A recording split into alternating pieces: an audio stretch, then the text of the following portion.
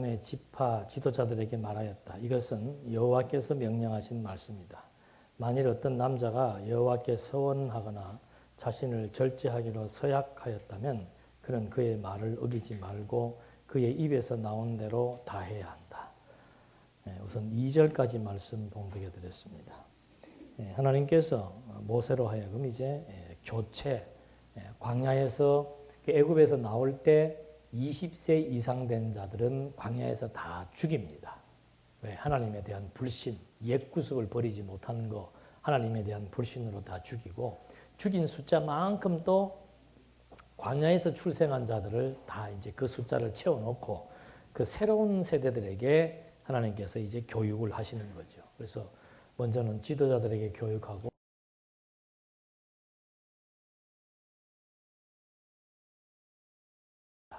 그러니까 일주일에 날마다 드리는 제사, 일주일에 한 번 드리는 제사, 한 달에 한 번 드리는 제사, 그 다음에 절기마다 드리는 제사, 1년에 한 번 드리는 제사, 365일 다 뭐예요?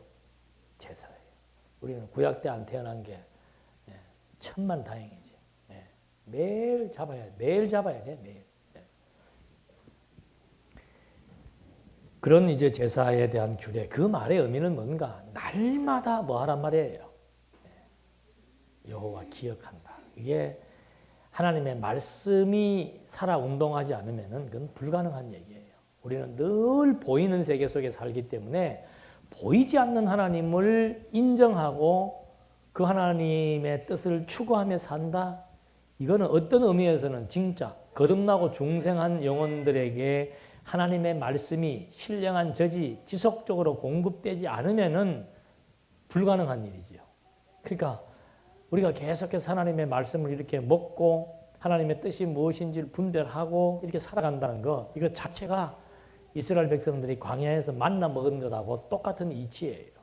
그래서 그런 이제 맥락 속에서 날마다 1년 365일 제사를 드리도록 하나님께서 이제 백성들에게 약속을 했고, 두 번째는 서원과 서약에 대한 약속입니다. 서원이라고 하는 것은 어떤 일을 하나님 앞에 다짐하는 겁니다. 서원은 어떤 일, 내가 이런 일을 하겠습니다 하는 것이고, 서약이라고 하는 것은 욕심을 금하겠다는 약속입니다. 조금 성질은 다르죠. 하나님, 내가 이번에 하나님 앞에 뭐 선교를 위해서 무슨 일을 하겠습니다.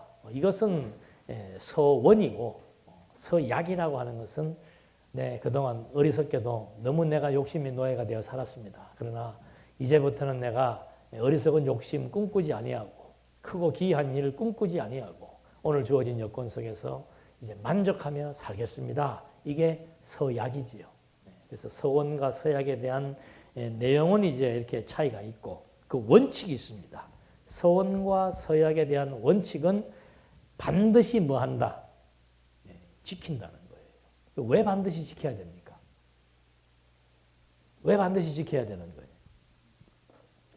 서원이든 서약이든 그 근본 대상은 누구예요?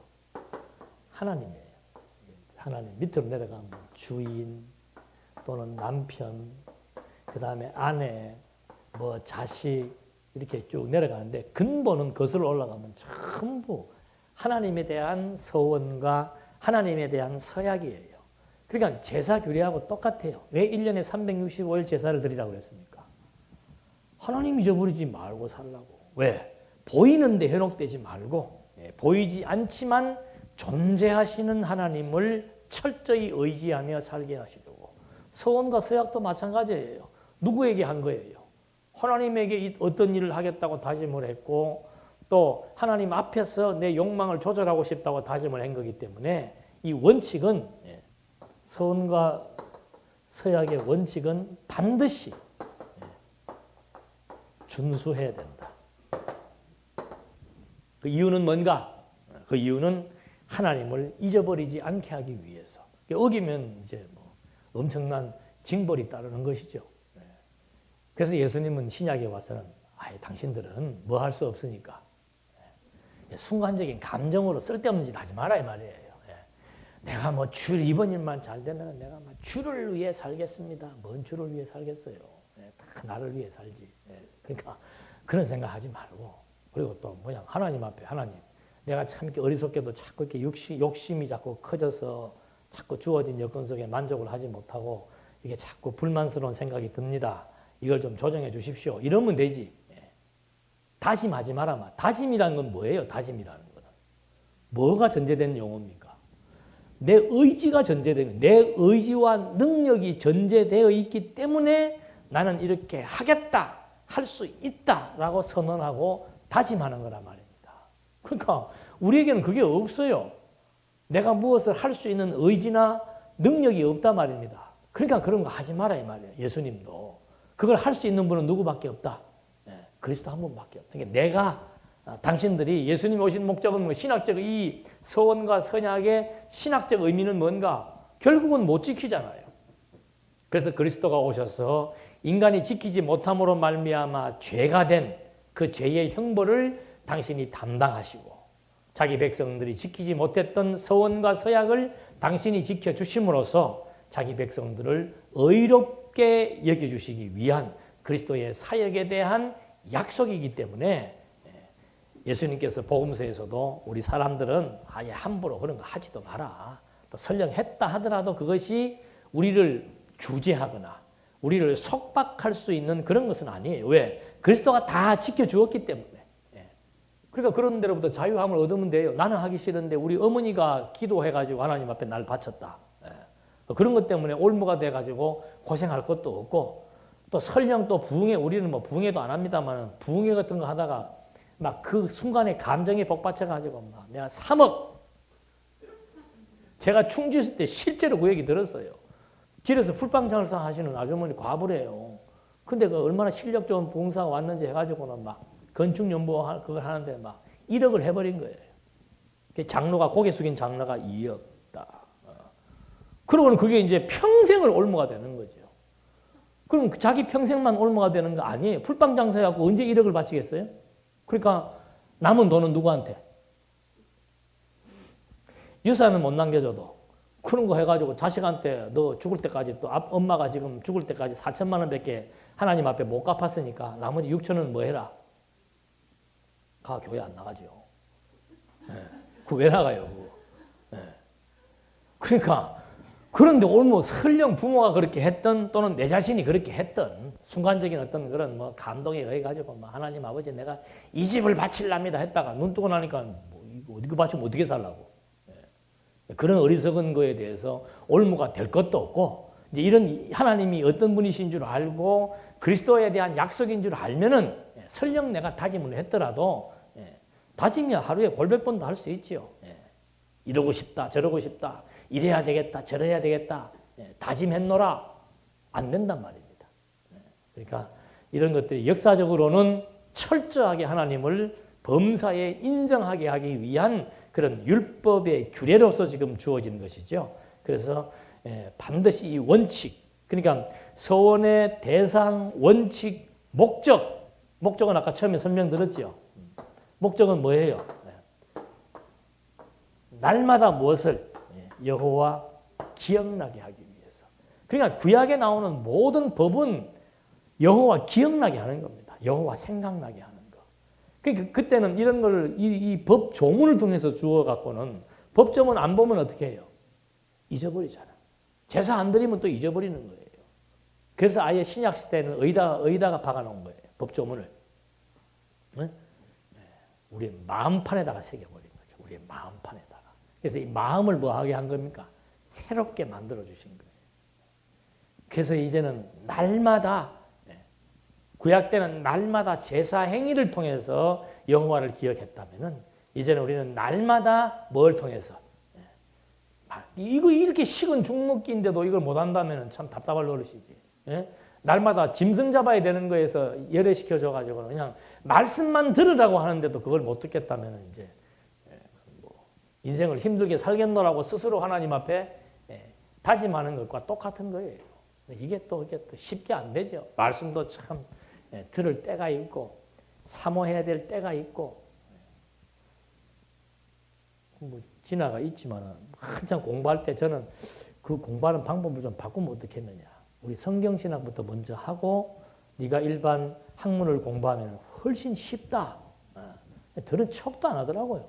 좀 들은 척이라도 하고 이렇게 책이라도 필적거리면 아 이것이 앞에 말을 좀 그래도 먹어주는구나 이럴 텐데 기뚱에도 안 들었더라고요. 그래서 뭐, 아이고 뭐 하기 싫으면 말고 공부하는 거 그래 해봐야 너만 더 힘들 텐데 그러고 내버려 뒀어요. 막 주라고 하더니 막 머리가 터질 것 같다 그러더라. 그중에 한 번은 나한테 또 충고를 하더라고요. 함부로 철학에 대해서 이러고 저러고 말하지 말라고 그러더만. 알았다. 아빠가 뭐 철학 공부를 제대로 다 한 것도 아니고 일반 학문을 다 한 것도 아니면서 그렇게 뭐 단정해가지고 우리 학문을 비하하는 그런 말은 하지 마라 그러더라고. 알았다. 그러더니 이제 나도 뭐 하나님이 다리를 왜 그렇게 아프게 했나 요새 이제 해답이 나오더만. 이거 3일이면 나아요 진짜. 근데 지금 2달 가까이 가잖아. 또 재발시키고 또 재발시키고. 그러더니 요새 이제 막 이제 성경신학계론 책을 그렇게 재밌대요. 그러니까 이런 과정 없이 그 재미가 있어야 돼 재미가. 그러니까 막 비교가 되니까 아무리 공부해도 뭐 어저께도 정의란 무엇인가에 대해서 얘기해요. 제가 보지도 않고 그랬어. 이 사람이 그 정의에 대한 개념 정리도 지금 못하고 아마 시작할 거야. 어떻게 알았니? 어떻게 알기는 뻔하지요. 그 정자가 바를 정자 아니야. 이거 올바른 거 아니야. 올바른 거. 뭐가 올바른 뜻이에요? 의자는 뭐 뜯었잖아 이럴 것인데. 뭐가 올바른 뜻이에요? 뭐가 올바른 거냐 이 말입니다. 올바른 기준이 뭐냐 이 말이죠. 이분이 생각하는 올바름이 다르고 이 사람이 생각하는 올바름이 다른데 서양 사람들이 판단하는 올바르다고 하는 기준이 다르고 동양 사람이 생각하는 올바르다고 하는 기준이 달라요. 서양 사람들은 자기 편의 위주이기 때문에 어디 앉아도 다리를 뽀고 앉든 자기 편하면 되는 겁니다. 동양 사람은 이것도 안수를 받고 싶어 하는구나. 동양 사람들은 또 그게 아니에요. 예를 갖추잖아요. 동서양의 문화가 충돌하는 거죠. 그래서 이 정의 내린다는 거 쉽지 않습니다. 누가 그랬다 그러잖아요. 하버드 가가지고 한 학기 공부한 것이 뭔가 악이란 무엇인가에 대한 정의를 한 학기 하버드에서 1년이면 돈이 2, 3천만 원 들어가는 하버드에서 한 학기 주제가 뭔가 악이란 무엇인가에 대한 전체 내용도 아니고 정의에 대해서 한 학기 공부했는데 답이 뭐냐 그랬더니 없다 이거예요. 학자들이 주장해 놓은 견해만 해놓고는 우리들 스스로 한번 생각해 보아라. 그러니까 제가 오전에도 뭘 이렇게 말씀드리다 일부러 안 했다 그러잖아요. 여러분들 약 올리려고 그런 게 아니고 과정이 필요하더라니까. 정말 이거 엄청난 진리입니다. 언약 성취사적 성경 해석의 원리라고 하는 이것이 너무 엄청나고 방대하고 이런 깊이 있는 게 없어요. 근데 다른 걸 공부를 안 해보니 아나. 다른 신학을 안 해보니 아니까. 특히 우리 노예산하는 우리 성경신학만 공부하면 그냥 막 길어야 2년이고 아니면 1년이에요. 특단의 코스로 특혜를 줘가지고 총회에서 학점 인정을 해주니까 대충 왔다 갔다 하면서 건방 떨면서 왔다 갔다만 시간 떼어서 등록금만 내고 졸업한 사람들이 대부분이란 말입니다. 그러니까 일반 신학에 대해서 잘 모르죠. 그러니까 이 진가를 모르는 거죠. 얼마나 신학자들이 성경 해석의 원리를 알고 싶어서 몸부림을 쳤는지 어떻게 성경을 보아야 이것을 계시적 관점에서 볼 수 있는지 인간의 문제로 보지 않고 하나님의 문제로 볼 수 있는지 도대체 구속사 신학이 도대체 무엇이며 왜 그들은 그렇게밖에 전개할 수밖에 없는지. 저 제 방에 책들 많잖아요. 그 거의 다 훑어봅니다. 뭐 공부 많이 한 흔적 내기 위해서 책 사보는 것도 아니고 다 필요할 때마다 훑어봐요. 그거를 알지도 못하고 어쩌다가 책 한 권 빼서 공부해서 보니까 이게 진짜같이 보이는 거야. 비교 감각이 있어야 되는 거죠. 비교 감각. 철저하게. 악에 대한 정의, 우리 너무 쉽게 배워버린 거예요. 창세기 공부하면서. 악이 뭐예요? 다 알지. 그 무슨 뜻인지는 몰라. 하나님의 싫어하심. 무슨 뜻인지는 모르지만 하나님의 싫어하심. 그리고는 뭐 한다 그러는 거예요? 악에 대해서 다 알았다 그러는 거죠. 그러니까 이제 이게 완전히 주신 자유를 어떻게 쓰는 거예요? 육체의 기회로밖에 쓸 수. 그래서 자꾸 욕을 먹는 거예요. 머리만 크다, 행동이 없다, 이론만 있다. 아니에요. 진리는 움직이게 되어 있습니다. 하나님의 말씀은 깨닫게 되면은 가만히 견딜 수가 없게 되어 있습니다. 근데 가만히 있어지는 건 뭔가 제대로 못 깨달았기 때문에 그런 거예요. 단어는 알지요. 악이란 뭔가 하나님의 싫어하심. 악한 거는 뭔가 하나님의 싫어하시는 것. 그게 다예요. 영혼이란 뭔가 영원한 것을 시간과 공간과 형상으로 나타낸 것 해놓고도 영원한 것이 실존이 아니라고 얘기하니까 답답할 노릇이죠.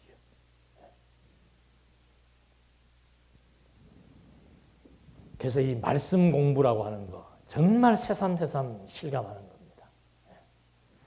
그래서 이런 것들을 구약시대 때는 이런 서원과 서약이라는 거, 제사, 규례라는 걸 통해서 여호와 하나님을 기억나게 해준다는 거. 지금은 성경 66권의 하나님의 이 진리 체계를 통해서 여호와를 어떻게 하는 거예요? 기억나게 해준다는 거. 그러니까 우리의 이 정신세계가 진리의 말씀으로 체계화되지 않으면은 인생 고달픈 거에 딴 거 없습니다.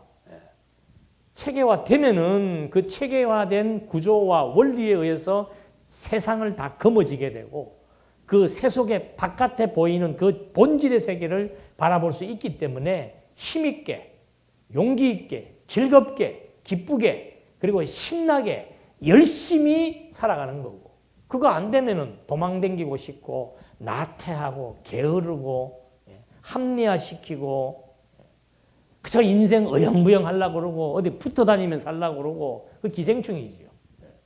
그런 식의 인생. 참 보기 싫고 피곤한 인생이죠. 그리스도인들은 안 그렇습니다. 여러분 초대교회 때 보십시오. 나그네들이 인생을 얼마나 적극적으로 삽니까? 나그네들이. 그래서 제가 우리 정복이 이 어려운 시기에 취직된 거 참 하나님의 은혜죠. 월급 작다 생각하지 마라. 인생은 하나님을 배우는 거니까 너 4년 동안 대학 다니면서 돈 내고 다녔잖아. 여기는 돈 주면서 하나님 또 배우는 데니까 많이 주든 작게 주든 그거 신경 쓰지 말고 또 회계 담당이니까 돈 조심해야 될 거 아니에요. 월급 작다고 불만하지 말고 돈 보기를 돌고 지어기면서 내가 움켜진다고 내 것 되지 않는다는 거. 장하죠. 그 얘기 해주면서 절대 불만, 불평하지 말고 하나님 생각나야 불만, 불평을 안 할 거 아니에요.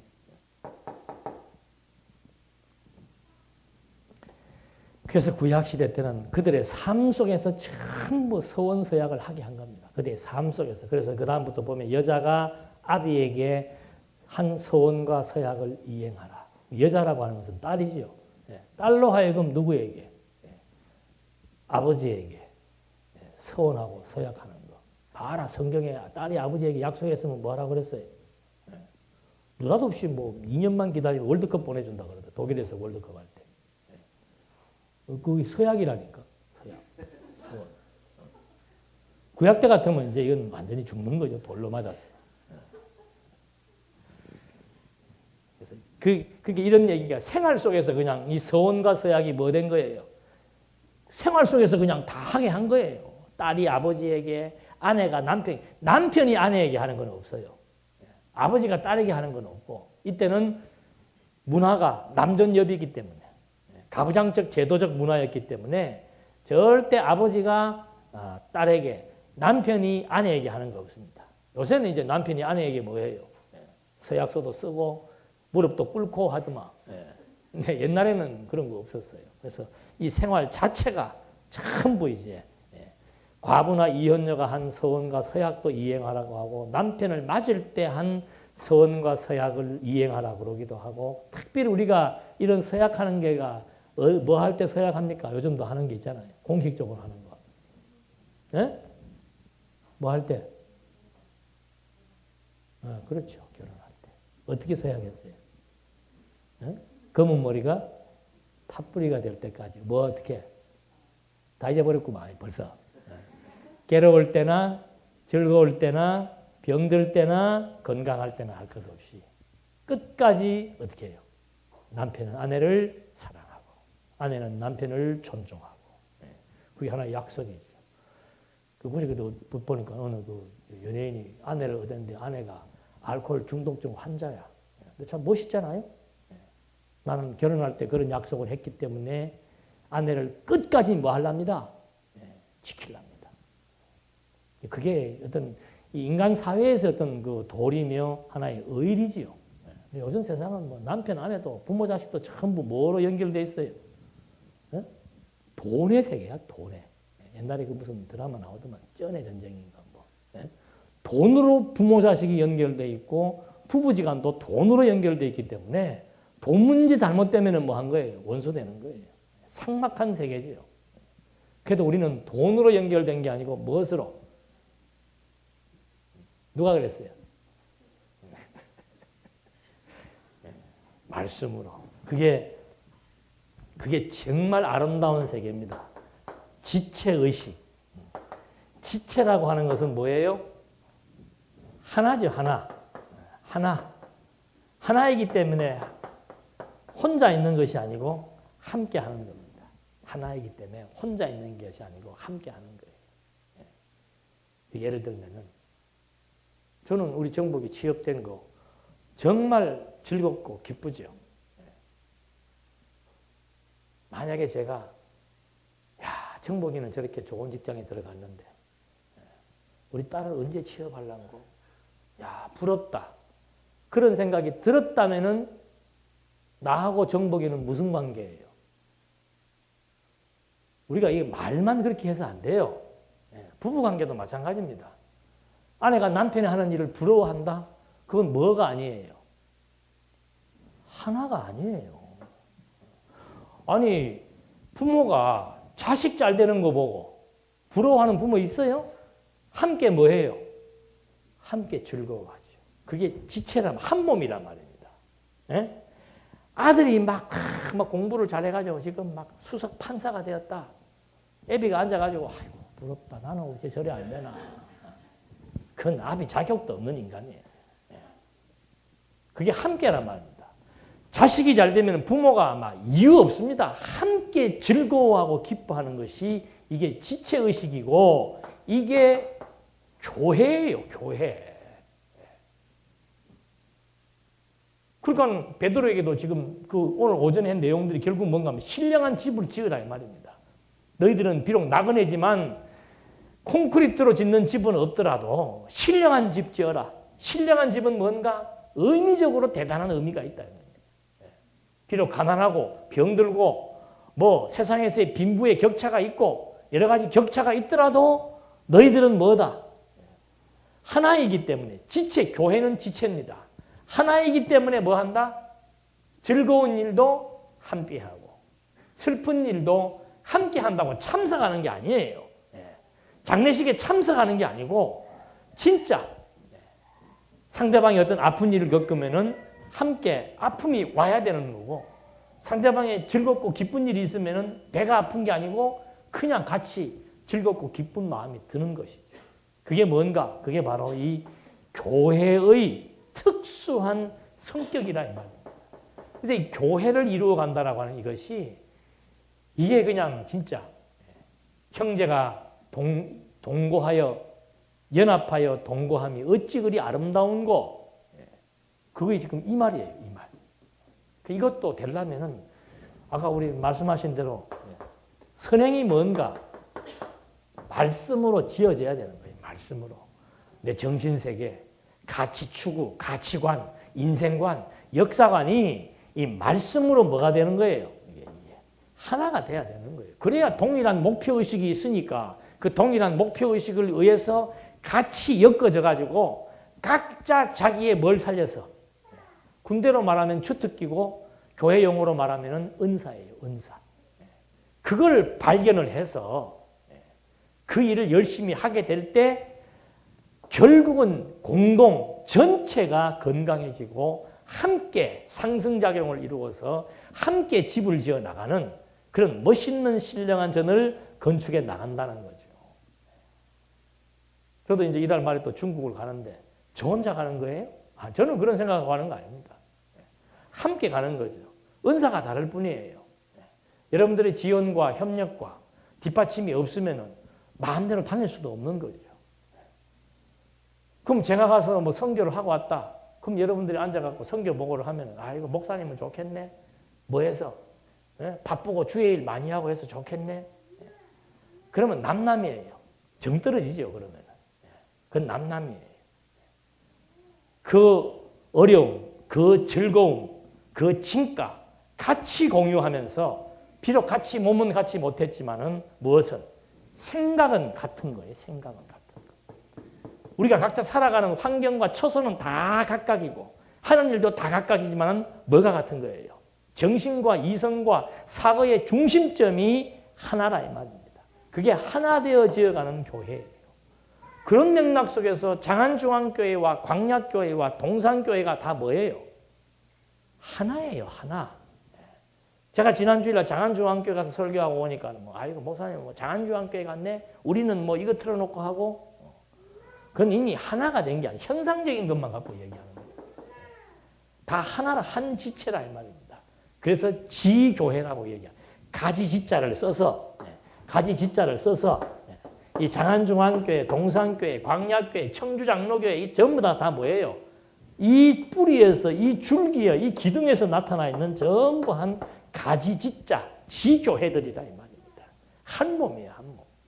가족의 구성원도 한 몸이고, 구역의 구성원도 한 명이고, 교회와 교회도 하나이고, 무엇에 의해서? 말씀에 의해서 이게 이제 동일한 진리에 의해서 동일한 목표의식을 갖고 동일한 가치관과 인생관과 역사관을 가지고 함께 지어져가는 아름다운 집.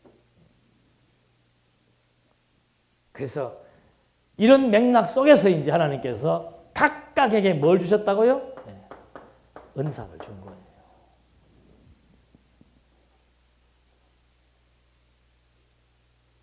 은사 받은 사람은 어떤 사람이에요? 은사가 있으면 거기에 따르는 뭐가 있어요? 직임이 주어지죠. 직임자들. 요새 제가 이런 얘기를 몇 년 동안 안 했는데 직임자들. 지금 이번에 남전도 여전도에 다 바뀌었죠. 임원진들. 바뀌고 나니까 회장님 오랜만에 우리 동산교에서 처음 회장 됐죠? 소감 한마디 해봐요. 별 소감 없어요? 직임자는 이거 여러분들 철저히 아셔야 됩니다. 일을 맡은 자에게 구할 것은 뭐라고 그랬어요? 동산교회도 그런 얘기 하나? 성경이 그런 거예요, 성경이. 일을 맡은 자에게 구할 것은 뭐예요? 충성입니다. 그 말은 무슨 의미인가? 책임지는 거예요, 책임지는 거. 자기가 스스로 깨닫고 스스로 우러나서 그 사명에 의해서 하나님의 뜻을 따라 내가 무엇이 되었노라라고 했을 때는 거기에는 반드시 뭐가 달라요? 책임이 따릅니다. 그래서 이런 사람들을 공인이라고 합니다. 예? 회장님은 공인입니다. 공인이에요.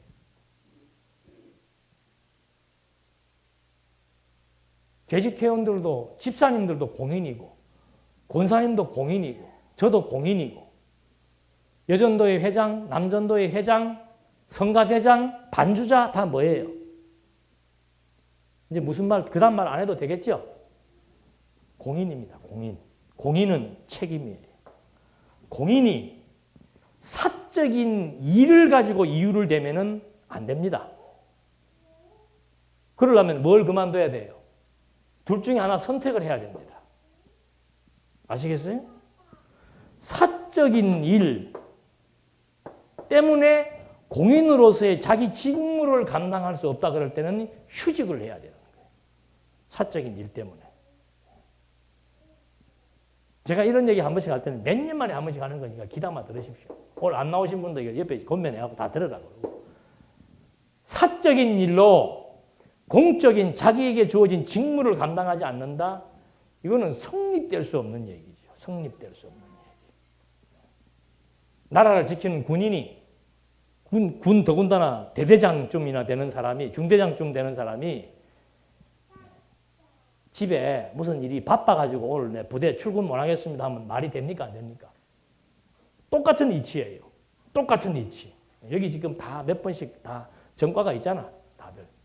그러니까 누구 개인을 얘기하는 게 아니고 우리 모두 아직 그런 일을 해보지 않은 사람도 마찬가지고 하고 있는 사람도 마찬가지고 또 그런 실수를 해왔던 것도 마찬가지고 공인이라는 거 하면은 사적인 이유가 필요 없습니다. 교회라고 하는 이런 한 지체의식을 가지고 살아가며 함께 살아가는데 내 개인적인 사적인 일 때문에 공적인 업무를 제대로 지금 보지 못한다? 그럼 한쪽이 마비되는 거죠. 한쪽 마비되는 거예요. 그래서 이번에 새로 이제 개편된 우리 남전도 여전도의 임원들, 재직들, 구역장님들 서글프죠? 오직 했으면 구역을 밥 나누는 것 때문에 나누겠습니까? 구역 활동을 안 하니까. 하겠다 그러니까 그렇게 해드리는 건데 참 해도 너무들 하지. 구역장이면은 당연히 구역을 돌봐야 되죠. 내 구역이 누군지도 모르는 그런 분이 안 계시겠지만 하여튼 이 일을 당신들이 만들어서 하셔야지. 만들어서.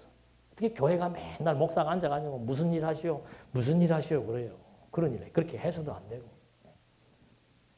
구역장 뭐 하여튼 모든 교회의 직임들 한쪽이 안 하게 되면 한쪽이 반드시 힘이 들게 돼 있고 한쪽이 무너지게 돼 있습니다. 그래서 내면적인 것은 함께 즐거워하는 것이고 나타나는 일도 각각에게 주어진 그 일에 최선을 다할 때 그때 아름다운 신령한 집이 지어지게 되는 거죠.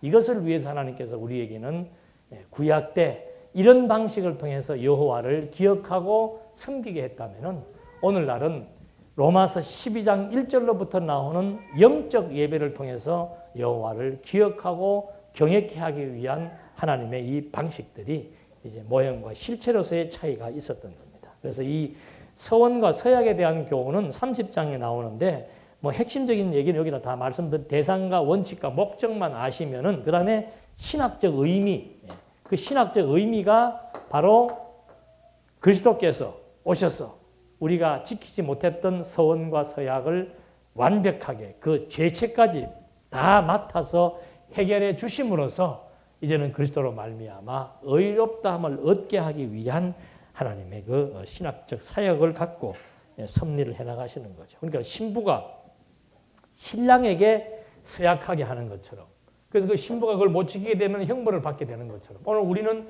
그리스도의 신부지요. 신부. 그리스도는 신랑이고 신부인 우리들이 서약하고 지켜야 될 모든 것들을 신랑 대신 그리스도가 아예 그냥 다 해결해 보실 것에 대한 그런 약속입니다. 그 다음에 이제 31장으로부터는 땅 성취 언약 섭리로 나오게 됩니다.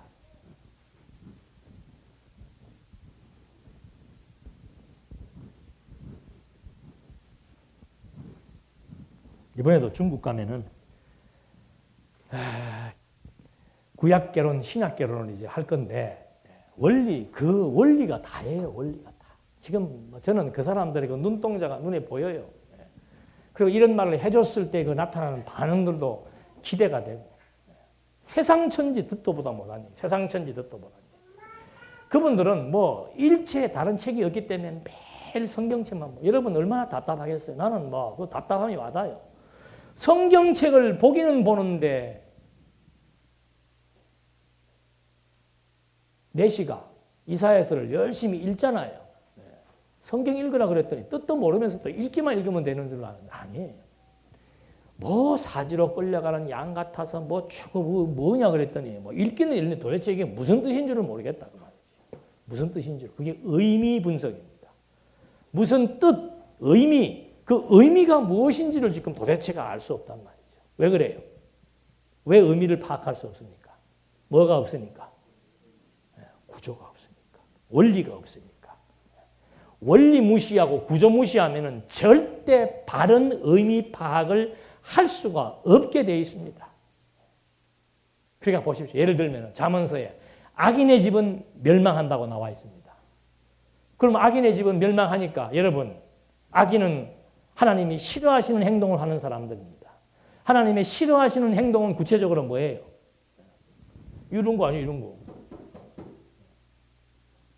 그렇게 되면 어떻게 된다고요? 성경대로잖아요. 성경대로. 그게 잠언서를 읽고 교훈 중심으로 강의하는 내용이란 말입니다. 그거 분간 못합니다. 전문가 아니고는 분간 못해요. 말씀운동 공부 아무리 해도 진짜 체계적인 원리 구조가 없으면 그거 분간 못해요. 최상천치 잠언서를 강의하면서 어떻게 하나님의 주권성을 얘기 안 하고 강의할 수가 있습니까? 어떻게 욥기서를 강의하는데 하나님의 전능하심이 중심점이 되어가지고 설명하지 않을 수가 있는데 그 말씀을 듣고 어떻게 교인들이 좋아할 수 있냐 이 말. 나는 이해가 아무리 생각해도 이해할 수가 없어요. 어떻게 잠언서에 악인의 집은 멸한다 그랬는데 왜 악인의 집이 멸한다는데 그 말을 듣고 그대로 성경을 해석하면 그런 해석이 나오고 가난한 자를 뭐 해주라 도와주라고 나와 있으니까 봐라 성경에 가난한 자 도와주려고 하지 않았는가 꾸고자 하는 자에게 거절하지 말라고 그러지 않았는가 도와줘라 도와줘야 된다. 지금 이것이 우리 지금 윤리 도덕적인 우리 생활 권면 교훈이냐 이 말이에요. 그래서 지금 이 말씀 드리려고 지금 이 말 드린 거예요. 악인의 집은 멸한다. 그거 제대로 의미 분석하려면 뭘 알아야 돼요? 악인의 집이 멸한다는 것이 어떤 뜻이라는 걸 알려면 뭘 알아야 돼요?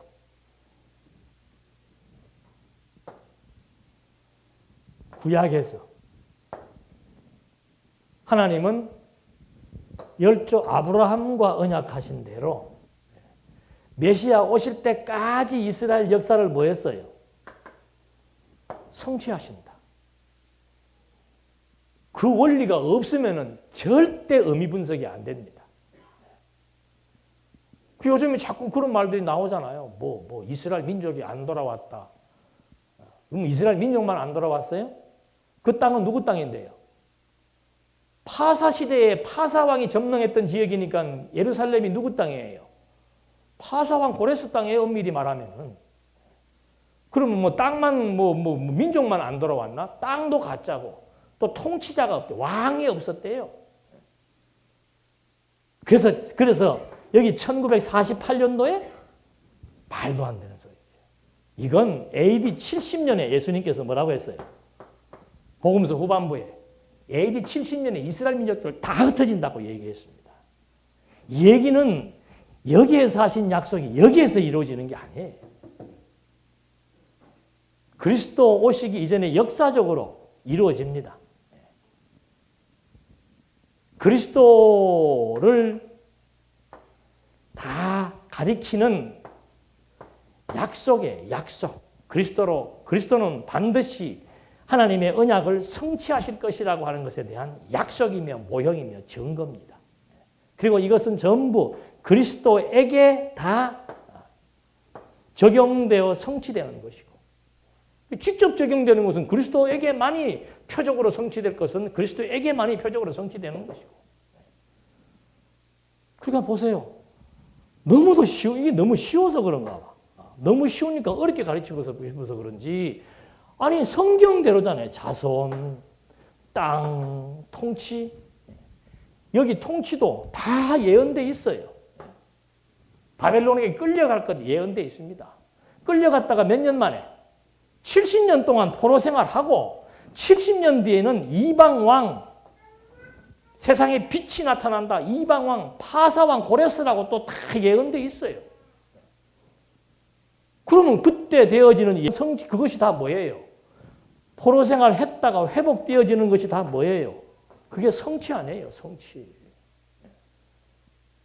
그래서 북쪽 이스라엘 민족과 남쪽 유다가 다 같이 국민이 같이 흩어진 민족들이 다시 어떻게 돼요? 한 곳으로 모여가지고 어디로 돌아간 거예요? 예루살렘으로 돌아간 거 아니에요. 이거 다 모형이에요. 모형. 엄밀하게 말하면 나라 자체가 다윗 때와 같은 그런 온전한 자립적인 나라는 아니었죠. 누가 속국으로 있었기 때문에.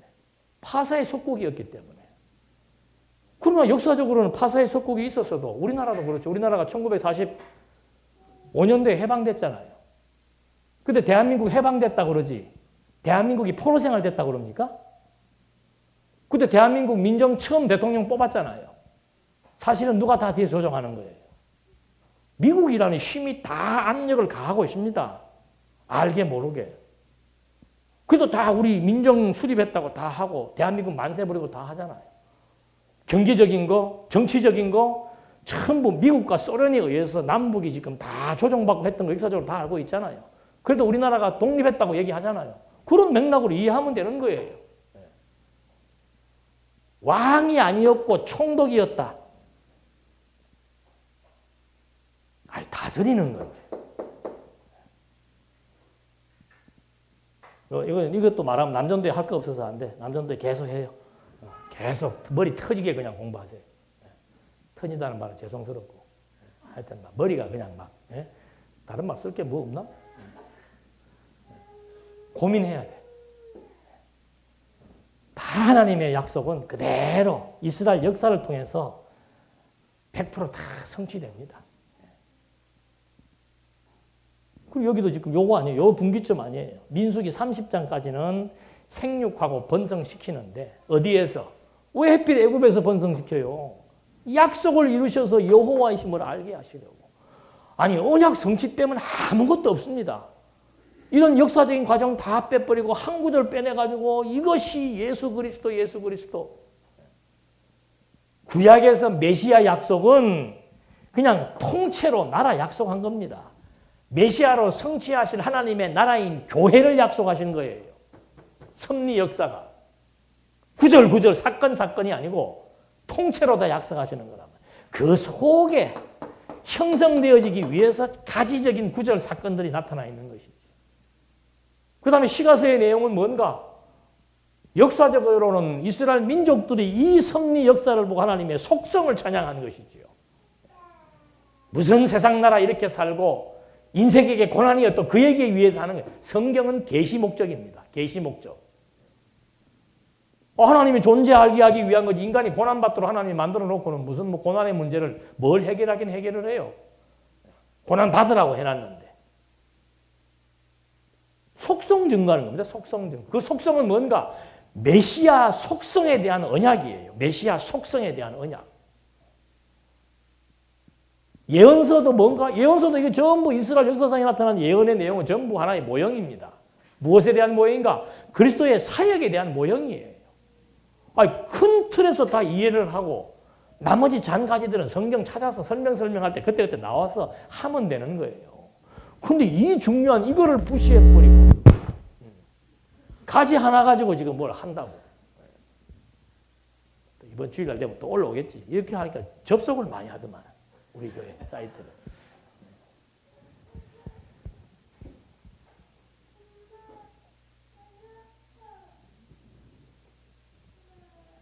그래서 이 언약 성취라고 하는 것은 우리의 생명줄입니다. 회복된다. 아니, 누가 뭐 박 목사님이 회복된다고 소리 지르나? 성경이 예언자들을 통해서 회복한다고 약속해 놓은 거예요. 그 약속대로 회복되었는가 확인한 것이고. 어디 구약 성경 예언서에서 1948년도에 회복된다는 예언이 어디가 있어요? 예? 답답할 노릇이지. 누구 마음대로 1948년도에 이때 포로가 되어서 회복되는 게 그러면 지금까지 포로 생활합니까? 유대인들이 이때 포로로 흩어졌다가 지금까지 포로 생활해요? 포로 생활하다가 회복되어지는 건데. 그렇잖아요. 이때가 회복이라면 계속해서 포로 생활해야 되고 이때 회복할 때 총리는 유다지 팔아야 되고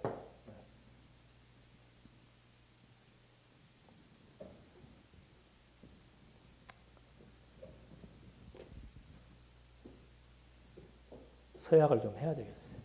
흥분을 안 해야 되는데. 이 땅 언약 성취 섭리는 이제 다음 시간에 구체적으로 그 언약과 성취라고 하는 원리를 확인해 보면서 공부하도록 그렇게 하시겠습니다. 기도하시겠습니다. 하나님 아버지 감사합니다. 저희들에게 밝히 보여주신 언약과 성취의 원리 체계가 다시 한번 하나님의 존재를 확정하게 하고 정말 하나님의 살아계심과 역사 섭리의 방법과 그 의미까지라도 밝히 보여주신 것에 대해서 다시 한번 감사드리면서 우리에게 주어진 아름다운 시간들 여호와 경외하기를 배우고 힘쓰는데 다 할 수 있도록 우리에게 지혜와 총명도 허락해 주시옵소서. 예수님의 이름으로 기도드립니다. 아멘.